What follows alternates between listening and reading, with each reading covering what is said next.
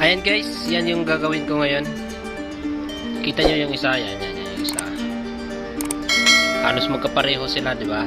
Yung sa side, yung circle niya, halos magkapareho sila dito sa circle niya. Tapos may manibela. Yan ay Seaman logo. Pero sa ano siya, sa captain. Sa manibela siya, sa manibela. Yan. Ngayon, ito, tignan namin. Kung napapansin nyo yun guys, inalis ko yung mga ganyan niya, yung mga design niya ganito.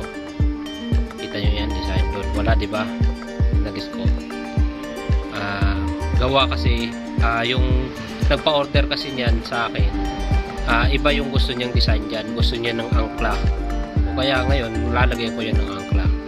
Ang may-ari kasi nito at Seaman, kabababa niya lang ng barko. Magawa siya ng ganito.